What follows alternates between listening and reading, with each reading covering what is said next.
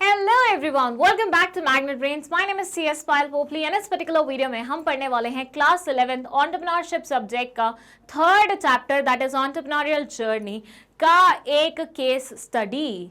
So previous video में हमने women entrepreneurs के बारे में बात करी और हमने ये भी बात करी कि विमेन एंटरप्रेन्योर्स को कौन कौन सी लिमिटेशंस का सामना करना पड़ता है, कौन कौन से ऑब्स्टिकल्स हिंड्रेंसेस का सामना करना पड़ता है, राइट। सो वो देखने के बाद हमें एक केस स्टडी ऐसी देखनी ही थी जिसमें विमेन एंटरप्रेन्योर के बारे में बताया गया हो।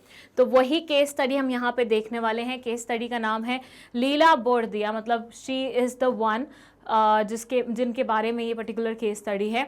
और कौन से सामान को लेके? जयपुर ब्लू पॉटरी को लेके। अभी एक ऐसा नाम है जिसको कोई इंट्रोडक्शन की ज़रूरत नहीं है, बट इसने एक ऐसा फेज देखा था जब इसकी सेल्स बिल्कुल ड्रॉप डाउन हो चुकी थी। तो उस टाइम पे लीला जी आए और इन्होंने कुछ एनहेंसमेंट करी इस पर्टिकुलर चीज़ में और उसको दोबारा से ऊंचाइयों तक लेके गई। ना सिर्फ ऊंचाइयों तक लेके गई इंडिया में, बल्कि इसके एक्सपोर्ट्स भी करवाने शुरू करे। सो क्या है पूरी स्टोरी, आइए जान लेते हैं डिटेल में। चलिए, वाइट बैकग्राउंड चूज करते हैं आप लोगों के लिए, रेड कलर, और यहां ड्रॉ करते हैं हमारी लीला जी।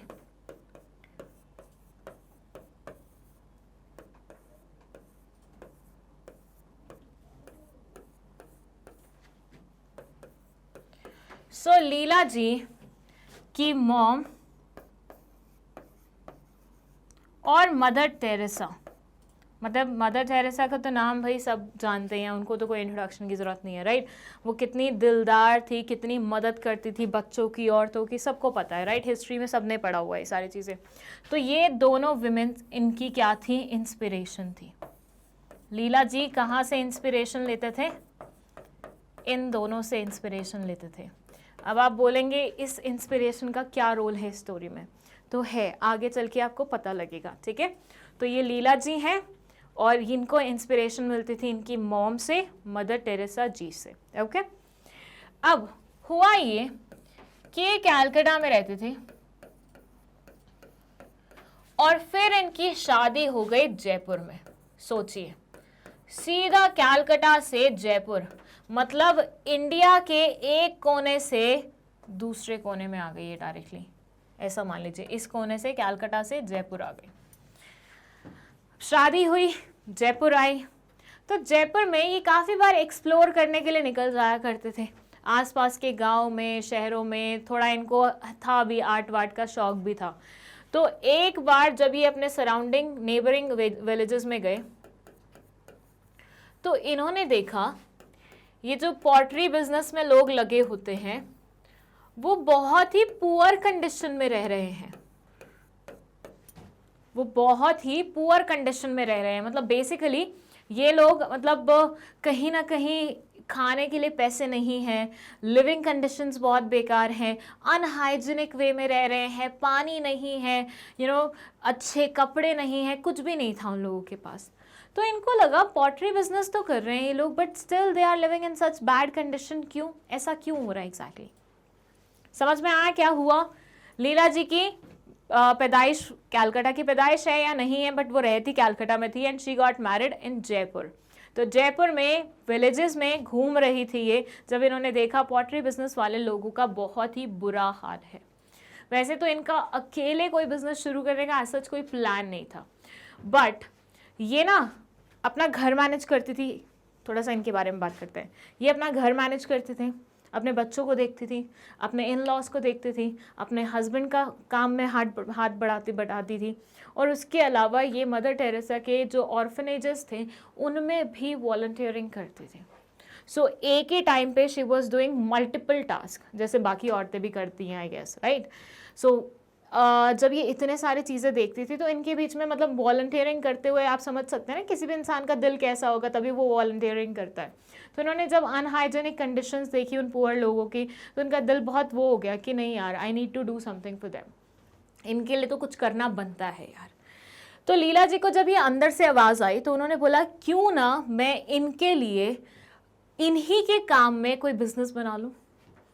मतलब इनको खुद के लिए भी एक आइडिया आ गया और उससे क्या होगा, इन लोगों की मदद भी हो जाएगी। तो इन्होंने सोचा मैं एक ऐसा बिजनेस स्टार्ट करती हूँ जहाँ पे इन लोगों के द्वारा बनाई गई पॉटरी को मैं क्या करूँगी, बेचूंगी। अब क्योंकि उनकी बनाई गई पॉटरी थोड़े पुराने स्टाइल की हुआ करती थी, पुराने डिज़ाइंस थे उसमें, तो लीला जी ने उन्हें कुछ नए डिज़ाइंस दिए कि इस तरह की कुछ बनाओ। अब वो सामने वाले क्यों ट्रस्ट करते किसी भी रैंडम इंसान पे, मतलब लीला जी तो लाइक विजिटर थी ना उस विलेज में, तो ऐसे कैसे किसी पे भी ट्रस्ट कर ले और उनके अकॉर्डिंग डिज़ाइंस बनाने लग जाए। तो मैक्सिमम लोगों ने मना कर दिया कि भैया नहीं, हम तो नहीं बनाएंगे, हम तो जो बना रहे हैं हम वही बनाते रहेंगे। बट कुछ ऐसे लोग थे जो कन्विंस हो गए कि हाँ ठीक है, आप दीजिए हमें डिज़ाइंस, हम ये डिज़ाइंस उतारते हैं हमारे उसमें। तो जब उन्होंने वो डिज़ाइंस उतारे, पता चला बहुत पसंद आए लोगों को वो डिज़ाइंस, लोगों ने एक ही बार में सब कुछ खरीद लिया। सो वहाँ से बाकी कारीगरों को भी समझ में आ गया, बाकी आर्टिसंस को भी समझ में आ गया कि हाँ यार इन डिज़ाइंस में बात तो है, हमें भी ट्राई तो करना ही चाहिए। सो सब ये लीला जी के साथ एसोसिएट हो गए, लीला जी के साथ इन्होंने अपने मतलब लीला जी के बिजनेस में कंट्रीब्यूट करना स्टार्ट कर दिया, खुद के लिए भी लाइवलीहुड कमाया and at the same time Leela ji का बिजनेस भी आगे बढ़ाया। अब यहाँ पे देखा जाए तो what Leela ji was doing was कुछ इनोवेटिव था, कुछ यूनिक था, कुछ अलग था, पहले कोई भी वो चीज़ नहीं कर रहा था, तभी तो उन लोगों की ऐसी हालत हो रही थी। तो यहाँ पे जो लीला जी हैं वो क्या कहलाई जाएंगी, वो कहलाई जाएंगी विमेन एंटरप्रेन्योर, ठीक है। और उसके बाद भी वो रुकी नहीं, उन्होंने बहुत सारे लोगों को, थाउजेंड्स लोगों को एम्प्लॉयमेंट दी। उसके बाद भी वो रुकी नहीं और उन्होंने बोला नहीं, अब मुझे इस ब्लू पॉटरी को एक अलग स्तर पे लेके जाना है, इंटरनेशनल लेवल पे लेके जाना है। और उन्होंने एक्सपोर्ट करने के बारे में सोचा इस पॉटरी को, नाम रख दिया था Jaipur blue pottery because of the design and everything और कलर वगैरह की वजह से। सो जब इन्होंने सोचा एक्सपोर्ट करना है तो इनिशियली एक्सपोर्ट का पूरा प्रोसीजर इन्होंने समझा। एक्सपोर्ट का प्रोसीजर बहुत ज़्यादा सिंपल नहीं होता, इट्स क्वाइट कॉम्प्लेक्स। तो इनको भी समझ में आया कि यार नहीं हो पा रहा, ये तो मतलब दिक्कत जा रही है, बहुत बार ट्राई किया नहीं हो पाया। फिर दो लोग थे अनोखी चला रहे थे, मतलब एक बिजनेस चला रहे थे अनोखी करके, एक आयरिश इंसान था उसमें और एक इंडियन इंसान था। इन दोनों ने मिलके लीला जी की मदद करी उनके प्रोडक्ट्स को एक्सपोर्ट कराने में, और रिजल्ट कुछ ऐसा निकला कि it was a huge success for the business. Export एकदम से बढ़ने लगे और आज की डेट में ना सिर्फ इंडिया में ये सारा सामान बिकता है बल्कि बाहरी देशों में भी मिलता है। आपने खुद भी रियलाइज़ किया होगा, जब आप फोटो देखेंगे ना ब्लू पॉटरी की, अगर आपने कभी नहीं देखी है तो आप रियलाइज़ करेंगे कि ये ना आप कहीं भी जाएं, किसी भी मेले में जाएं, किसी भी रैंडम प्लेस पे जाएं, फॉर से तुम गुड़गांव के बंजारा मार्केट में जा रहे हो तो आधे से ज़्यादा बंजारा मार्केट ब्लू पॉटरी से ही भरा पड़ा है। देखना तुम कभी, बहुत फेमस है Banjara market, it's famous for the home decor items. जितने भी बड़े बड़े शोरूम्स होते हैं, मैंने सुना है वो बंजारा मार्केट से प्रोडक्ट्स खरीद के लाते हैं और उसको क्या करते हैं, पॉलिश करते हैं और अपने शोरूम्स पे महंगे दामों पे बेचते हैं। वही चीज़ बंजारा मार्केट में 100 रुपये में आ जाती है, वही चीज़ ये 1000 या 800 रुपये में बेचते हैं। मेरा तो खुद का एक दोस्त भी वही काम कर रहा है, उसका सीक्रेट बता रही हूँ मैं आप लोगों को, बट ऐसा होता है। और मेरे जितने भी रिलेटिव्स हैं ना जिनके नए नए घर बन रहे हैं, लाइक अभी मेरी बहन का भी नया घर बन रहा है, तो मैंने उसको भी यही बोला कि तू तो बंजारा मार्केट जा और वहाँ से खरीद के ला। तो वो जीजू के साथ गई और काफ़ी सारी आइटम्स खरीद के लाई थी। बस मेरा ये सपना पूरा नहीं हो पाया अभी तक बंजारा मार्केट जाने का, लेकिन मुझे जाना है। और वहाँ पे मैक्सिमम जो चीज़ें हैं वो यहीं से ही बिलोंग करती हैं, जयपुर ब्लू पॉटरी से ही रिलेटेड है। सो यस इंडीड, हर मेले में आपको ये देखने को मिल जाएगा, बंजारा मार्केट जैसी फेमस प्लेसेस में आपको ये देखने को मिल जाएगा, शोरूम्स में जाएंगे वहाँ आपको ये देखने को मिल जाएगा। तो ये एक ऐसी चीज़ है जो आपको हर जगह मिलती है, तो आप इसका स्तर समझिए। हर जगह मिलती है, उस चीज़ पे फोकस नहीं करना, फोकस करना है कि हर जगह क्यों मिल पा रही है, क्योंकि वो उस लेवल पे ट्रेड हो रही है, मतलब उस लेवल पे जा रही है लोगों के सामने, उनका बिजनेस उस लेवल पे एक्सपैंडेड है। चलिए अब मैं आपको पूरी स्टोरी सुनाती हूँ लीला जी की, जो आपकी बुक में दी हुई है। बट उससे पहले ब्लू पॉटरी का एक सैम्पल देख लीजिए। कुछ इस तरह से दिखाई देती है जयपुर ब्लू पॉटरी, ठीक है। ब्लू कलर की रहती है, ये पेंट रहता है इस पे, मतलब ये हैंड पेंटेड है, ऐसे मत समझिएगा। पहले मुझे भी लगता था कि यार ये तो मतलब मशीन से पेंट किया हुआ है, लेकिन रिसेंटली मैंने यूट्यूब पे बहुत सारी ऐसी वीडियोस देखी जहाँ पे ब्लू पॉटरी बन रही थी एंड आई रियलाइज कि ये तो हाथ से बना रहे हैं। मतलब ये देख रहे हो आप, एक एक पत्ती और उसके अंदर का जो डिज़ाइन है ये सब हाथ से बना हुआ है, दीज आर हैंड पेंटेड। और उसके बाद इसके ऊपर एक ग्लॉसी शीट चिपकाते हैं, glossy sheet as an like किसी मटेरियल में इसको रखते हैं मतलब एकदम डिप करके निकाल लेते हैं तो उससे एक ग्लॉसीपन आ जाता है इसके ऊपर, ठीक है, जिसकी वजह से ये शाइन कर पाता है और आपको फील नहीं होता कि ये हैंड पेंटेड है। अदरवाइज हैंड पेंटेड तो आप देख के पहचान जाते हो ना, बट क्योंकि वो ग्लॉसीपन आ गया है इसके ऊपर तो वो हैंड पेंटेडनेस मतलब हैंड पेंटिंग दिखाई नहीं देती है, वो ऐसे शाइन करता है बिल्कुल। और देखनी है तो और देखिए, ये सैम्पल्स है, ये पूरा हैंड पेंटेड है, ये देखिए ऐसा लुक होता है कुछ बंजारा मार्केट का। सोच के देखिए कितना अमेजिंग लगेगा। मतलब लड़के रिलेट नहीं कर पाएंगे लेकिन लड़कियां रिलेट कर पाएंगे, जिनको आर्ट का शौक होता है या ऐसे फैंसी अपने घर में आइटम्स रखी हो, इन सब चीज़ों का शौक होता है। ये देखिए, और ये सारी आइटम्स वो हैं जो आपको हर मेले में दिखाई देती हैं। हर मेले में ऐसी कहीं ना कहीं एक दो शॉप आपको मिल ही जाएंगी जो आपको ये सारी आइटम्स डिस्प्ले करके बताएंगी। चलिए अब केस स्टडी पढ़े। सो केस स्टडी क्या बोलती है? She single-handedly brought prosperity and a sense of pride in craft of hundreds of villagers, made their craft famous world over and built a business worth 25 crore rupees.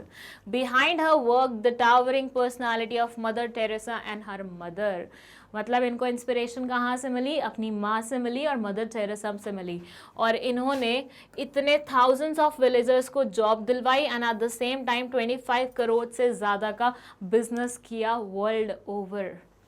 Then it says, it always amazed Leela how her mother juggled her various roles of caring wife, a loving mother of 4 daughters, an efficient householder with many guests who visited frequently, and above all, a compassionate volunteer of Mother Teresa's orphanages. So, ये हमेशा wonder करते थे कि कैसे इनकी mom इतने सारे role एक साथ निभा लेती हैं, कि वो घर का भी ध्यान रखती हैं, हस्बैंड का भी ध्यान रखती हैं, 4 बच्चियों का भी ध्यान रखती हैं, और फ्रीक्वेंटली जो रिलेटिव्स आते रहते हैं उनके घर में उनका भी किस तरह से आदर सत्कार करती हैं, and at the same time volunteering भी करती हैं मदर टेरेसा के ऑर्फनेजेस में। सो ये सारी चीज़ें इनके लिए एक इंस्पिरेशन थी। यूजुअली हम अपने पेरेंट्स, अगर हमारे पेरेंट्स ने बहुत ज़्यादा स्ट्रगल की होती है लाइफ में, तो हम उनसे इंस्पायर होते हैं ना कि यार अगर वो कर सकते थे अपने समय में तो हम क्यों नहीं कर सकते। होता है ना ऐसा। बिल्कुल ऐसा ही कुछ लीला जी को फील होता था जब इनको मतलब जब इनको यूँ दिखाई देता था कि मेरी मॉम इतना सारा काम करती थी when she was of my age, तो मैं क्यों नहीं वो सारा काम कर सकती। तो ये चीज़ हमेशा उनको इंस्पायर करती थी आगे बढ़ने के लिए। According to Leela, it was her mother who created in her a deep sense of compassion for fellow human beings and a strong social consciousness. उनका मानना था कि उनकी मदर ही रीज़न है जिसकी वजह से उनके अंदर लोगों को लेके एक भावना है कि मुझे उनकी सहायता करनी है अगर वो if they need my help तो। और ये जो फेलो ह्यूमन बींग्स के लिए जो सेंस ऑफ कंपैशन है वो भी उनके अंदर उनकी मॉम से ही आया था। She grew up in Calcutta and after marriage moved to Jaipur. उनकी वो रहती थी कहाँ पे? कैलकाटा में, और उनकी शादी हुई कहाँ? जयपुर में। मतलब शादी करने के बाद जयपुर मूव हो गई। Leela visited a couple of villages surrounding Jaipur. Leela बहुत सारे मतलब लीला जी आसपास के बहुत सारे विलेजेस को घूमती रही जयपुर शिफ्ट होने के बाद। She was moved to see the artwork and hard labor that was involved in the pottery and ceramic of the village, and yet the villagers lived in unhygienic conditions as they were extremely poor. तो ये बहुत ज़्यादा amazed हुई ये देख के कि लोग कितनी मेहनत कर रहे हैं। मैं आपको बताती हूँ, आपने कभी ये मटके वटके की शॉप्स देखी हैं? मतलब गर्मी का मौसम जैसे ही शुरू होता है तो आप देखते होंगे लाइन से मटकों की शॉप्स खुल जाती हैं सड़कों पे, सड़कों के बगल में, कहीं कहीं, मतलब अलग अलग जगहों पे। क्या कभी आपने ये सोचा है कि ये जो मटके भर भर के पता नहीं कहाँ कहाँ से एरिया से आते हैं आपके एरिया में, इनको बनाने में कितनी मेहनत लगती है? Earlier I use to live in a village, तो वहाँ पे कुम्हार करके होते थे, मतलब पॉटरी बिजनेस में जो लगे होते हैं ना उनको हिंदी में कुम्हार बोला जाता है, ठीक है। तो हमारे एरिया में भी एक मतलब हमारे विलेज में भी देयर वाज दिस एरिया जहाँ सारे कुम्हार रहते थे। तो आपको जब भी कुछ भी ऐसा चाहिए होता था मिट्टी का बर्तन, तो आप उन्हीं के पास जाया करते थे, और मैं तो बहुत जाती थी क्योंकि मुझे मिट्टी के बर्तन बहुत पसंद थे। सो वो कुम्हार एक अलग से एरिया में रहते थे, ठीक है। और जब मैं उनके पास जाती थी तो मेरे को लगता था कि मतलब लाइक मिट्टी के बर्तन बनाना कोई बड़ी बात नहीं होती, सुखा लो मतलब मस्त धूप में और हो गया काम। पर ऐसा नहीं होता। पूरी प्रोसेस अगर आप कभी देखेंगे ना, अभी बहुत रिसेंटली लाइक चल रही है ये चीज़ ट्रेंड में। मैंने इंस्टाग्राम पे बहुत सारी ऐसी वीडियोस देखी है जिसमें दिखाई देता है कि कैसे मिट्टी के बर्तन बनाए जाते हैं। दो तरीके होते हैं एक्चुअली। तो एक तरीका तो बहुत सिंपल होता है, दूसरा तरीका बहुत मुश्किल होता है। जो सिंपल तरीका है वो थोड़ा अर्बन एरियाज़ के अकॉर्डिंग है। जैसे देर इज़ दिस NGO इन भोपाल, आरुषि करके, it's a special school for special children, ठीक है।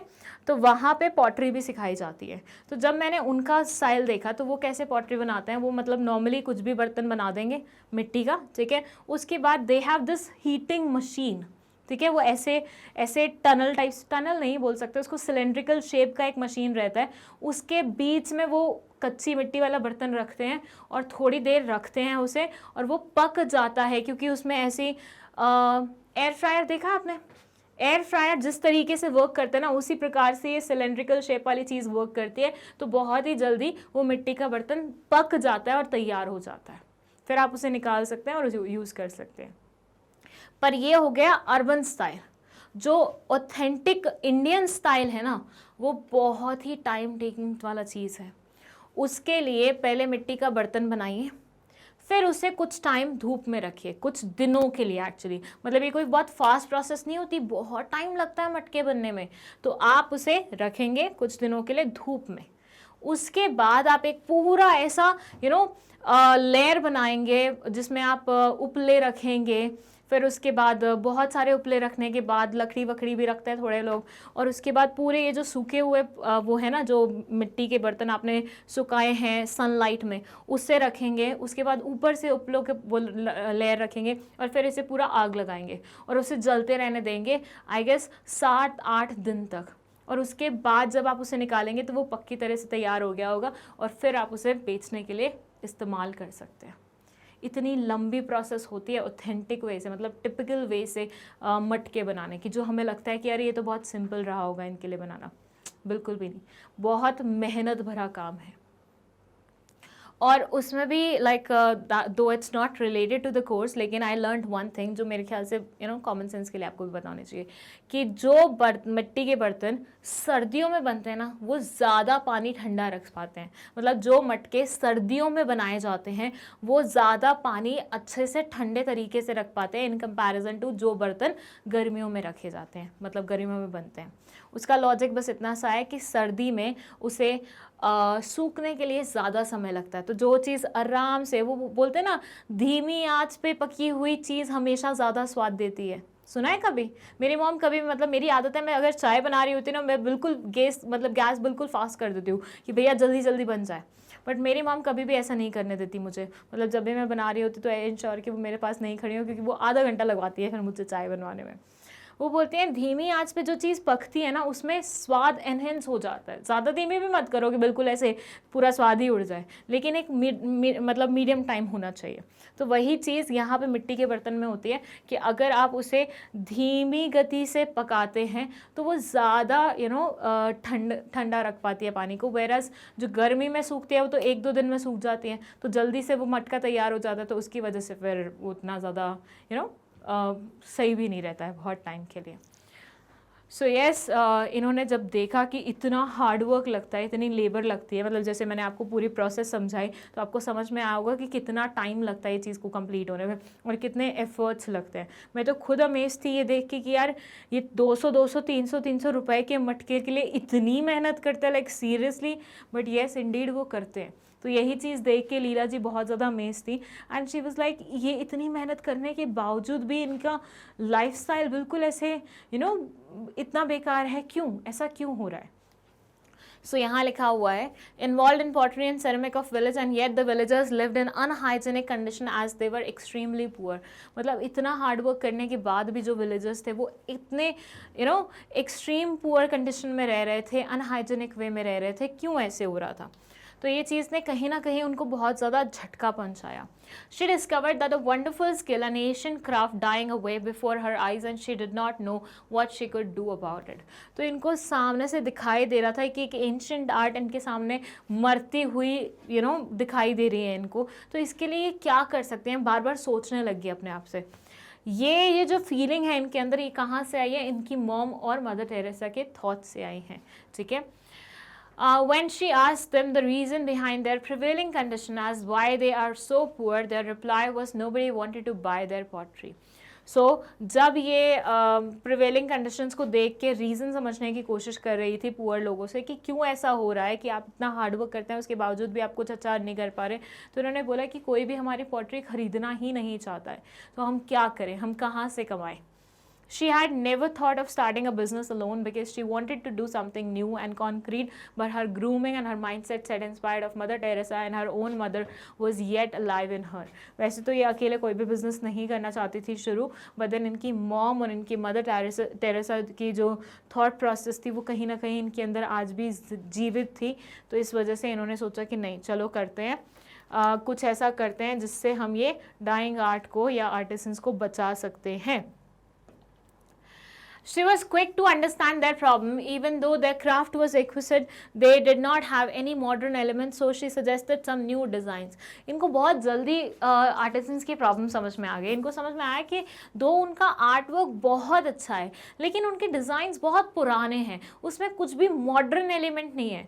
आप अगर देखें तो आज की लाइफ में बहुत सारी ऐसी चीज़ें हैं जो पहले भी हुआ करती थी, सालों साल से चलती आ रही है. जैसे अगर मैं बात करूँ तो जयपुर की जुतियाँ बड़ी फेमस होती हैं या राजस्थान की जुतियाँ बड़ी फेमस होती हैं, लेकिन आपने एक बार वो जुतियाँ खरीद ली, क्या दोबारा आप बार बार खरीदते रहोगे?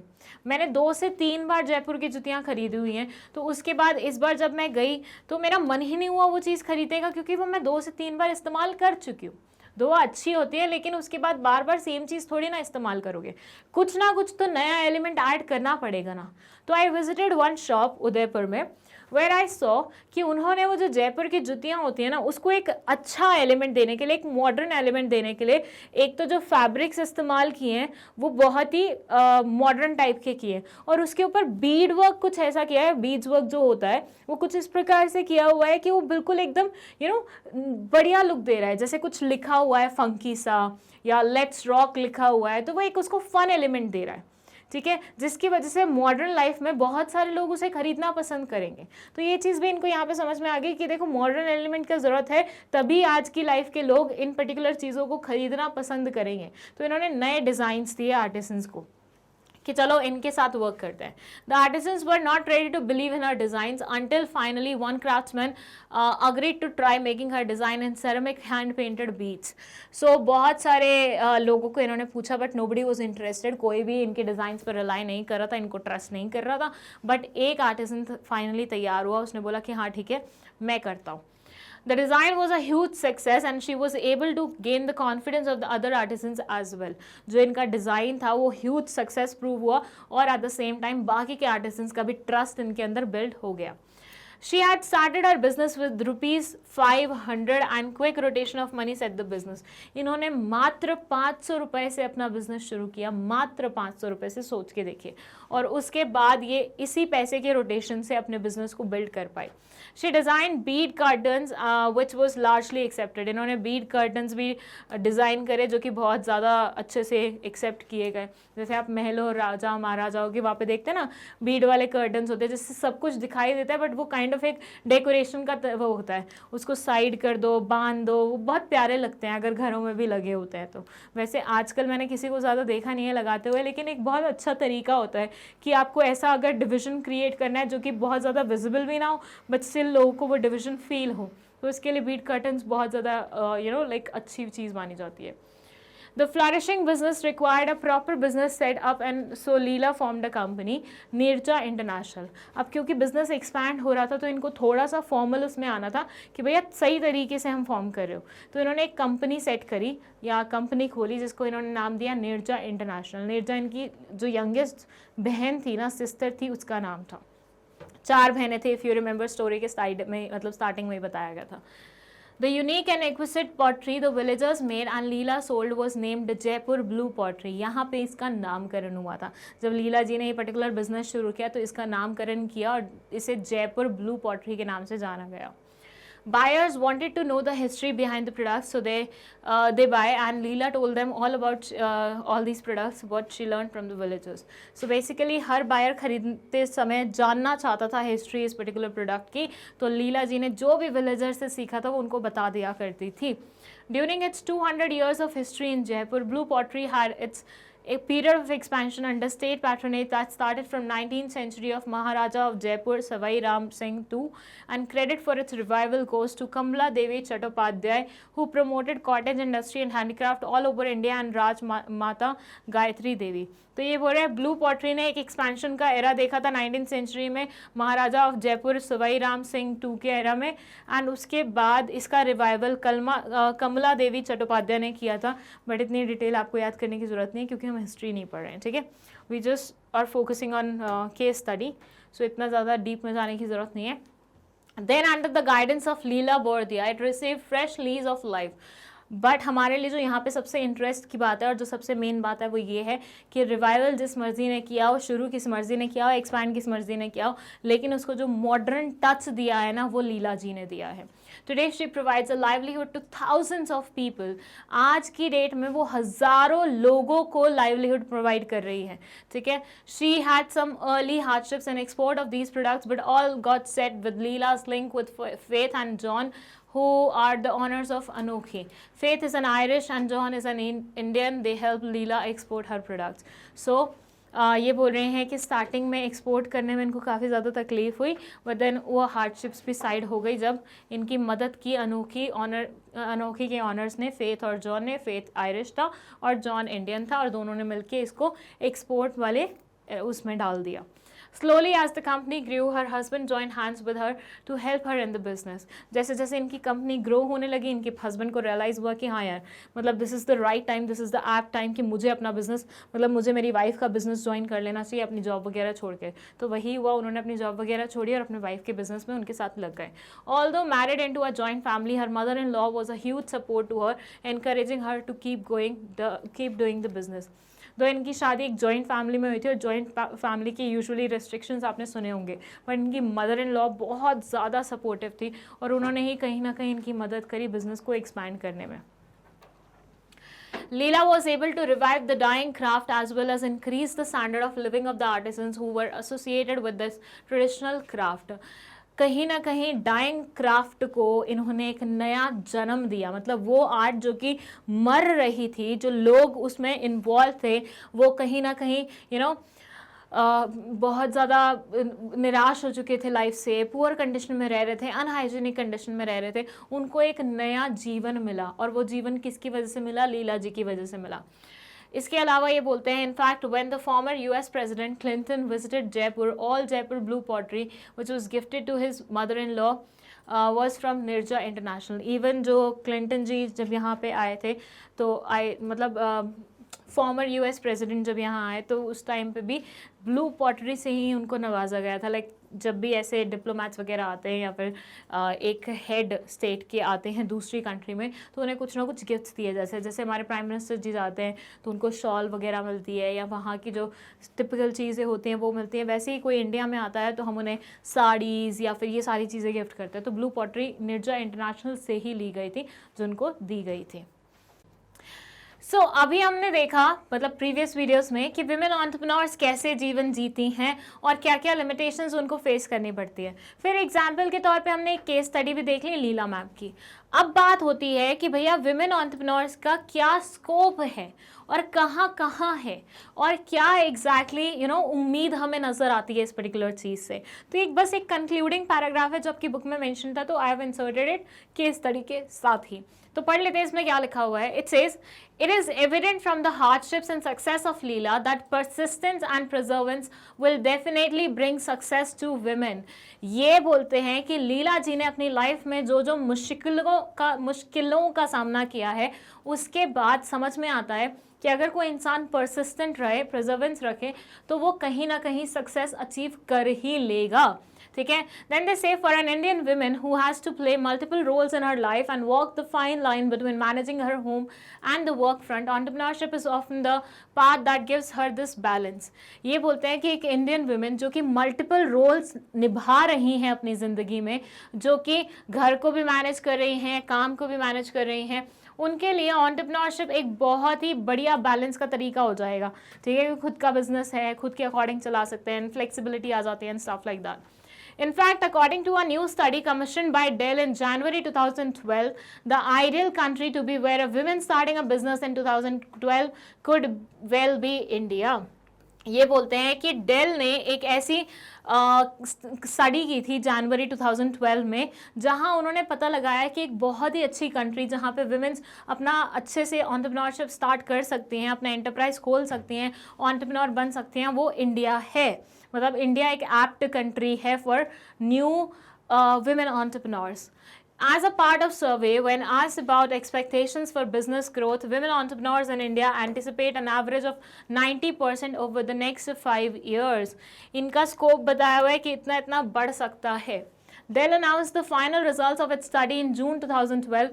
What came out was this. Dell ने 2012 के जून में अपने फाइनल रिजल्ट्स को बाहर निकाला स्टडी के, और ये कुछ पॉइंट्स निकल के वहाँ से आए. ये फैक्ट्स एज इट इज़ रटने की कोई आवश्यकता नहीं है, बस यहाँ से आप समझिए कि क्या स्कोप नज़र आ रहा है, that's it.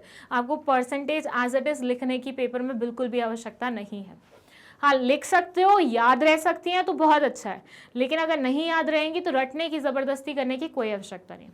71% of women entrepreneurs in India say that their business is very successful, and 8 in 10 of them say they are hiring. 71% women entrepreneurs बोलते हैं कि उनका बिजनेस बहुत ही सक्सेसफुल जा रहा है, बहुत अच्छे से जा रहा है, और 10 में से 8 हायरिंग भी कर रही हैं. 74% of them say that technology need are getting more complex.